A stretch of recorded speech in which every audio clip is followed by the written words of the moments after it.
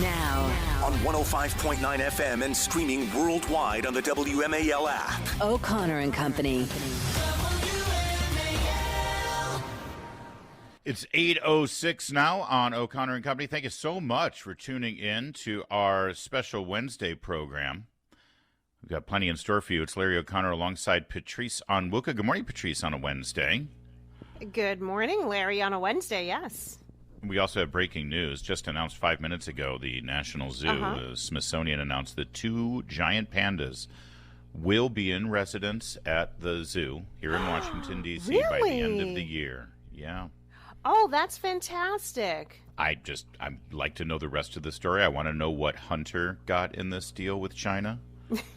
Whether Joe had to throw Taiwan under the bus or something. Jail-free card? Of course. Is this Hunter's get-out-of-free jail card? We'll get to the bottom of it. Also, coming up in 30 minutes, Paula Scanlan. She's a college athlete, swimmer, who is trying to save women's sports. In fact, she is joining a ton of her colleagues up in Scranton to kick off the Our Bodies, Our Sports Take Back Title IX Summer Bus Tour, presented by Independent Women's Forum. Julie Gunlock and I are in Scranton. We're going to be emceeing the event later this afternoon, and the bus tour is going to include Riley Gaines, Martina Navratilova, Kim Russell, Betsy DeVos, Jennifer Say, Peyton McNabb, tons of people coming all around the country, and it starts tonight in Scranton. Scranton. Yep. Scranton. Joe Biden's home place. I mean, what a great place to start. Woke up this morning and found myself in Scranton. There could be worse places you found yourself, right, Larry? Oh, I've woken up in worse places.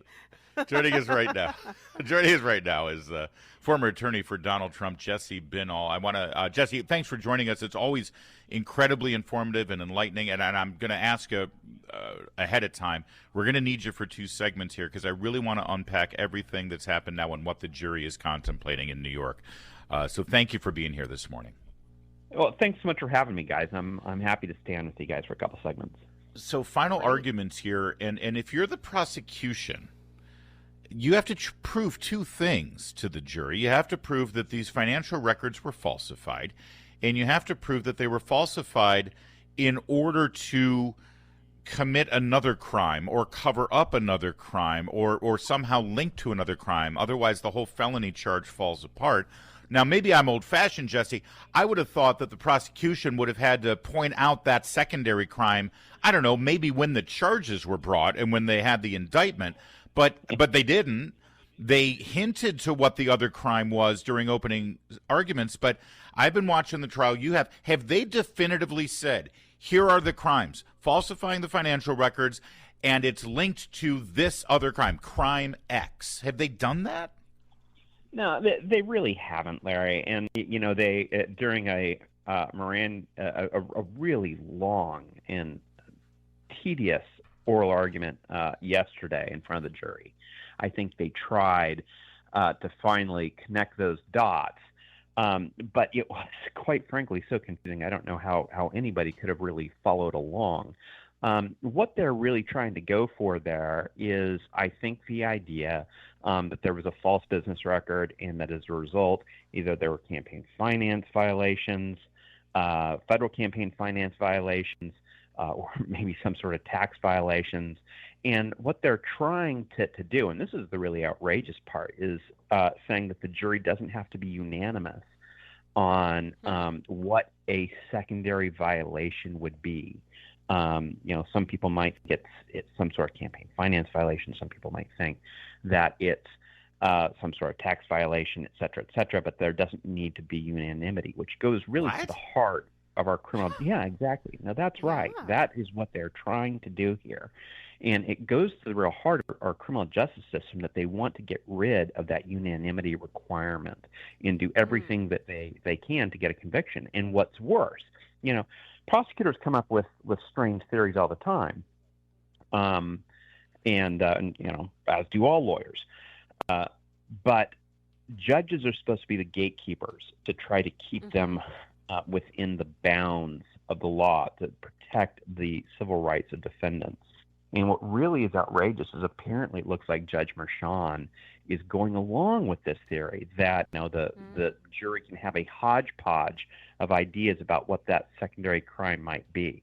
It's something that I think would never withstand appeal, but I think Alvin Bragg, Michael Colangelo, the Biden prosecutor on this case, and certainly the Biden judge, the Biden donating judge, Juan Merchan, they don't care about the appeal. They want to do maximum damage to Donald Trump in this campaign. And so that's what it's all about here. Well, Jesse, reflecting on the Trump team and their closing arguments, certainly far shorter than the prosecutors, but they had some really great one-liners to come out of that. Do you think those one-liners and how they systematically really just took apart the different witnesses and all of the prosecutors' alleged crimes, I think they kind of did that pretty succinctly. Do you think that that's enough, that it will stick in the mind of the jurors, that you're hinging your case on a convicted and noted liar, there isn't there's nothing there. The VIP of the gloat, was it the greatest liar of all time? I think that's what stuck out in my mind. Is that going to be enough? Is that like if it doesn't acquit, if the glove don't fit, you must acquit? Is that similar kind of line that really could be what sticks in the minds of the jurors? Well, I mean, first of all, some credit where it's due here. Todd Blanche gave an absolutely outstanding closing argument yesterday, and it has the added advantage of being supported by the truth, by the facts, by the law. And so, he was succinct, he was to the point. He, I think, remembered that it's not on any defendant in order to prove their innocence. It's the prosecution that has to prove guilt. And that the prosecution hasn't come close to doing that here. That instead you have the prosecution case is completely dependent on the word of Michael Cohen. And what Todd Blanche did yesterday that I thought was extremely effective is he walked them through all of Michael Cohen's misstatements and pointed out to them that Todd Blanche didn't just lie in the past; he lied to the jury. And all the things that Michael Cohen said about this case that just didn't add up, that he had really been dishonest with the jury about why he had made at least one critically important phone call in the case, that it really wasn't about the Stormy Daniels matter at all. It was about the fact that he was effectively being stalked by somebody. And so it was I think, a very, very powerful cross-examination. Now the question is whether it really matters, or whether Judge Merchan has been successful in defeating any chance of a fair trial and a fair jury deliberation here. He's had his thumb on the scale all the way through this process. From the fact that he didn't recuse himself at the beginning when he was a Biden donor. And yesterday, I think it's very, very interesting that Congressman Elise Stefanik sent a letter to the New York judiciary that pointed out a question I think a lot of us has had is, why is Juan Merchan, just one judge, keep getting appointed to all these politically sensitive cases? 2 cases involving Donald Trump, 1 case involving Steve Bannon. The odds just don't support it.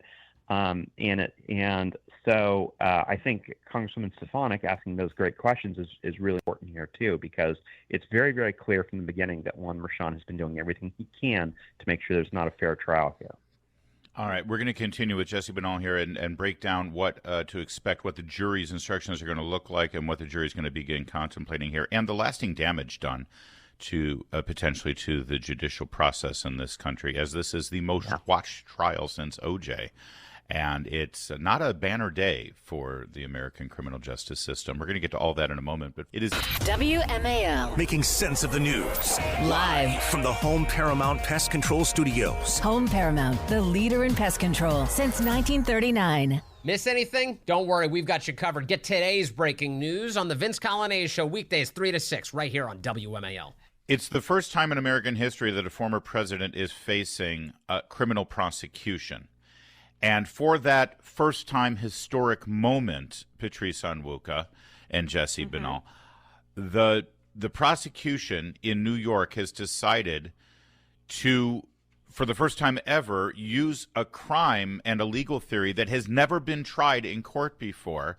And the crime itself is very hard to describe. In fact, it took the prosecution 4.5 hours to give their closing arguments last night.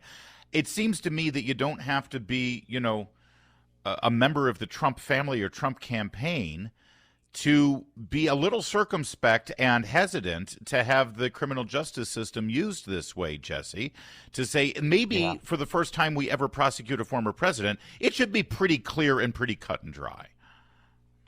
Well, that's right. And this is what happens when instead of investigating crimes, prosecutors start using their position to go after people for politics and trying to investigate individual people.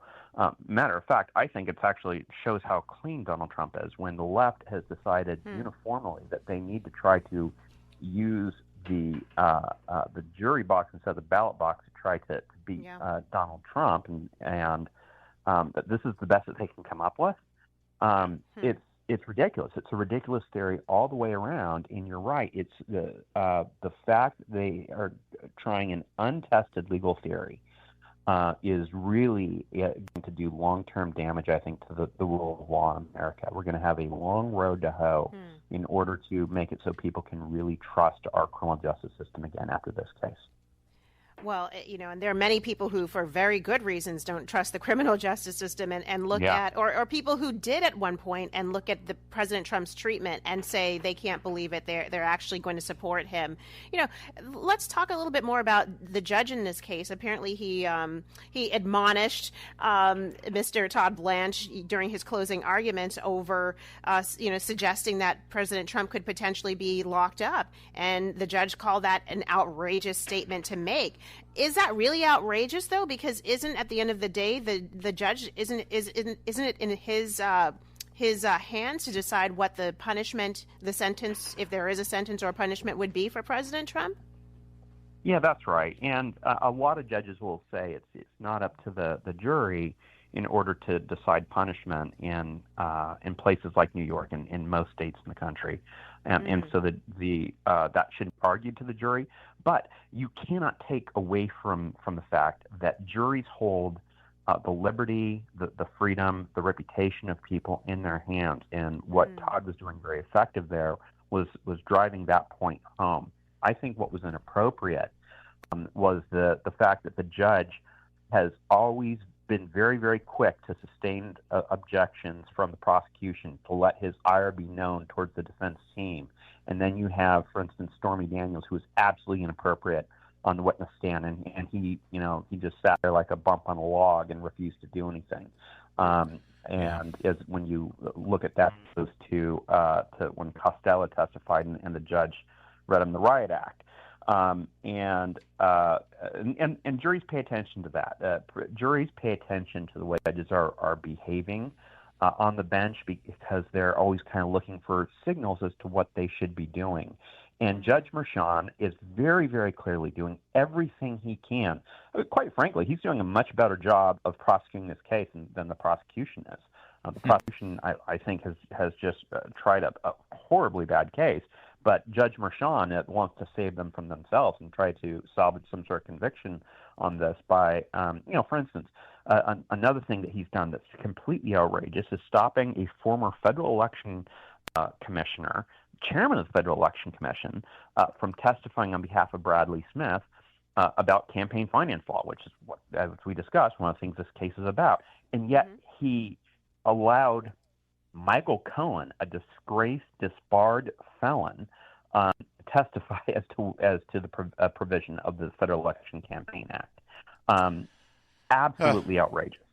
All right, all those outrageous decisions and actions by the prosecution and judge aside, ultimately it will be the jurors' decision to make. Do you think that there is any chance here that there would be? I've given up hope of a acquittal at this point, but could there be a hung jury in this based on reasonable doubt that has been presented by the defense? Yeah, Larry, that's I think a really great question. And I do have still some hope for my fellow Americans that there are people, even in places like New York and who knows, possibly even Washington, D.C., who can put the law, put America for their own personal politics and reach the only verdict that is supported by, not only the law, but the facts here. And that is that Donald Trump is not guilty. That is the very, very clear verdict. You even had left-wingers like Andrew Weissman yesterday pointing out that the prosecution closing argument was just all over the place. Yeah. They have a very weak theory, and there should be no conviction there. Whether that's enough to get past Judge Merchan and his actions and the political bias that you see in Manhattan, time will tell. Thank you, Jesse. Great stuff as so always, much, and it's in the jury's hands. I guess we'll just have to wait and see. That's Thank right. you, sir. Thanks so much, you guys. That is former Donald Trump attorney Jesse Binnall joining us today on this. Well, like I said, we'll see what happens. I'm trying not to sound too down and too defeatist, but I hear you. I don't have a whole lot of optimism for a Manhattan trial jury. Now, On 105.9 FM and streaming worldwide on the WMAL app. O'Connor and Company.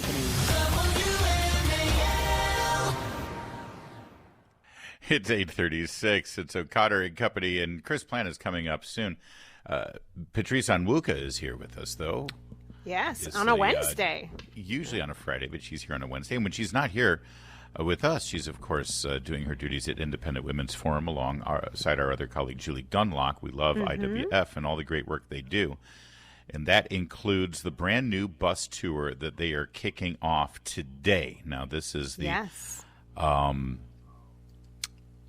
I don't know why I'm having trouble with my document, but if you don't mind, Patrice, Our bodies, our sports. Take back Title IX. There Summer it bus is. tour. Thank you very much. The summer bus tour, and it's going to include such luminaries and friends of this program like Riley Gaines and Betsy DeVos, and our next guest, Paula Scanlan, who, as a swimmer and now an ambassador for Independent Women's Forum, she was faced with this specifically as a teammate of the now infamous Lia Thomas at University of Pennsylvania. Paula Scanlan, thank you for joining us.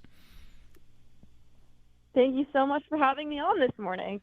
And we're both in Scranton, Pennsylvania, getting ready. I'm going to be emceeing tonight alongside Julie Gunlock, and it's going to be a great event tonight. But then this is where it begins. You're going to be touring all over the country with this message to take back Title IX and to protect women and to protect women's sports. What are you hoping to achieve here?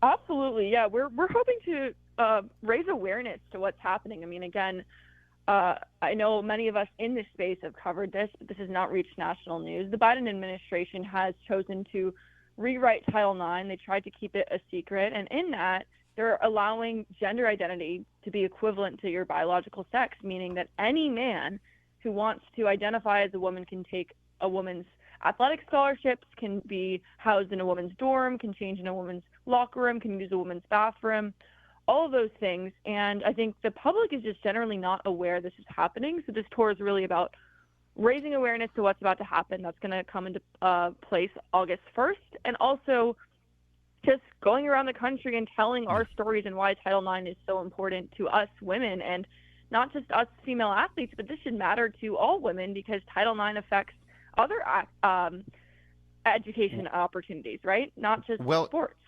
And it matters to dads too, whose daughters are faced with this right now. And I'm that's sort of the voice I'm hoping to give to this, because it's time for dads to step up and be dads here, and not sort of be intimidated by the cancel culture, because that's what's happening here.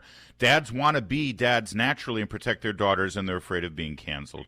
Paula, Scranton is Joe Biden's hometown. He's the man who's overseeing the rewrite of Title IX. But also Pennsylvania, that's the state where your university, the University of Pennsylvania, was, that allowed this Lia Thomas travesty to happen in the first place. Can you tell me a little bit about the University of Pennsylvania's treatment of you as a woman on that team who, in your heart, didn't want this to happen, but were you intimidated? Were you bullied to not speak out and not protect yourself? Yes. And again, I want to say this before I go into it, experience is not unique to myself at the University of Pennsylvania, unfortunately. And they continue to do this to female athletes across the country. But our school would not let us talk about it. They sent in administrators. They sat us down. They said, this is a non-negotiable. And if you ever speak against it, you will regret it. You will spend the rest of your life tainted by this. They said you're going to be on the wrong side of history. You'll never be able to get a job. And finally, after all of that, they said, if you continue to object to this, we're here to make you okay with that. Here are psychological services. Please seek counseling if you continue to object to competing alongside and addressing alongside a man on your team. And they continue to send in these meetings and these administrators to let us know that if we spoke out, it was not good. And schools across the country are doing this, and that's what the Biden administration is condoning by setting this policy. They're saying all of that type of behavior of telling us women we're not allowed to talk about this, telling us women that our feelings are invalid, and we somehow need therapy if we object to undressing next to a man. They're saying all of that is allowed and all of that is great. And I think people don't really realize how far these institutions have gone to really silence the women who are uncomfortable with this. You know, Paula, it's so amazing, that point, because we didn't realize how far institutions had gone to accept and tolerate anti-Semitism until we saw all of these campus protests blow up after October 7th. And now we're talking about women's athletics, women's spaces, and I don't think everyone appreciates just how far campuses and based on the administration, and frankly the Obama administration too, have gone to really change what it means to be a woman and take away the rights and the opportunities that young women should have and women should have in their spaces. Can you talk to me about how this it's not just a conservative issue? Who are you seeing? Who are some of the surprising voices that maybe are non-affiliated or on the left who have really joined arms with you in IWF in this fight in so many different ways? Yeah, so huge headliner of this tour is Martina Navratilova. Wow. Martina, tennis legend. If you guys I assume the two of you are obviously familiar with her, but for some listeners, look her up. Crazy tennis legend. She's very left-leaning. Yes, definitely she is well known. Yes, but she agrees with this. She probably doesn't agree with myself and some of us other people on the conservative side on any other issue, but on this, she is with us. And it's kind of refreshing to see that, because it's saying, okay, we have not all lost sanity. We can agree on this issue, because I think it's a common sense issue. I know there's some radical, small crazies on the other side that obviously disagree with us, but people are starting to wake up. I know a lot of left-leaning people in my life that are very supportive of this issue. There's a lot of people who are very disappointed with the Biden administration's Title IX rewrite. And I think that this is an issue that is unifying, truly. I think the amount of different backgrounds and different people we have working on this, not just on the Title IX tour, but in general, when I go to these conferences and we talk about this issue, I do see more unity than I've seen probably with any other issue in this country. So I think that is a hopeful sign that we will be successful on this. Yep, I agree. Listen, Joe Biden promised to bring the country together and have people reach across party lines, and I guess on this issue he's done it. He's gotten liberals to step up and say, "Oh no, women's sports should be for women, pal." Martina Navratilova, Riley Gaines, Tulsi Gabbard, Paula Scanlan, our guests now, Peyton McNabb, Kim Russell, Madison DeBoss, Nancy Isaac. We're talking multiple Olympic medalists, gold medalists, champions, national champions, pro champions. This is going to be a hell of a tour. It kicks off tonight in Scranton. It will be in Washington, D.C., June 25th, Charleston, West Virginia, June 19th, but it's hitting Nevada, Arizona, Ohio, North Carolina, Nashville, Tennessee. That's just through the end of June. Yep. Get ready for a very busy summer, Paula Scanlan, and it all starts tonight. We'll see you there. Yes, we'll see you guys there. I'm so excited. All right. Thanks, you. Paula. And thank you for doing this. It's Critter News time, and it's a big one, as you've been hearing over the course of the last 50 minutes. The news broke at 8 a.m.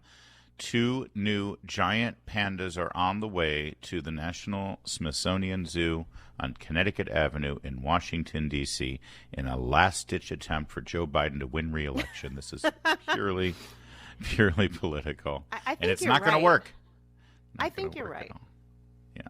You think it's political? You think I'm right that it's political? Yeah, I mean, remember all the fanfare when they left? What was it, last November? And we were told there's no indefinitely there won't be any pandas at the zoo. And then suddenly, just before before the end of the year, November 4th, November 3rd, they're going to magically appear before the end of the year, right around election time. This is the October surprise. They actually had Jill Biden create some weird produced goofy video here. Listen, it's cut 22 where they're planning some big party. Watch. Dr. Biden, thank you so much for meeting with us. Yeah, we're so excited. But I have to warn you, these guests are particular. And that's why I've asked Brandy Smith to join us. She's an expert and she understands the likes and dislikes of these guests. Hi, Brandy. Okay, so let's get to it. Formal dinner or barbecue on the South Lawn? I don't think you want them on the South Lawn. What about attire? Well, they're pretty partial to black and white. Black tie it is then. What's on the menu? Any dietary restrictions? Well, they're strict vegetarians. Any special greetings they use? They're pretty shy until you get to know them. If they're really nervous, they might honk, so that's something you have to watch out for. Honk? I'm sorry, I feel like I'm missing something. Who's coming? Lonnie, we should just tell everyone. I agree. Let's do it. Okay. And action. As Secretary of the Smithsonian, I'm thrilled to announce that within this year, we'll once again welcome a new pair of giant pandas to the Smithsonian's National Zoo and Conservation. All right, I'm sorry. I did hearing her That was Cisse so Quadway silly. voice. Yeah, what did they serve him breakfast tacos? Here's what you need to know: Bao Li and King Bao, Queen Bao. That's with a Q. They're expected to be here by the end of the year. Announcement has been made. And our long national nightmare is over. The pandas are back. And even better, this is going to put Bill Hess, our boss, and, Darth Vader. And, yeah, there he is. He is the ruler of the evil empire that is WMAL and, frankly, talk radio in America. He loves the pandas. Mm-hmm. You sometimes walk into his office and he will have the live feed from the zoo on his computer because he doesn't actually work. I mean, honestly, his job is to hire the greatest radio talents in the world and let us do our job. So then he just sits there in his office, collects his millions of dollars, and watches the pandas. And now he's happy again. I'm not saying anything, Bill. Have you noticed that he's been Larry's in a bad opinion. mood lately? He's That's been Larry's very cranky opinion. ever since we lost the pandas. Well, if that is the case, then our big boss will be happy to know that the pandas are coming back at the end of the year. And that makes us happy. It's 8:53.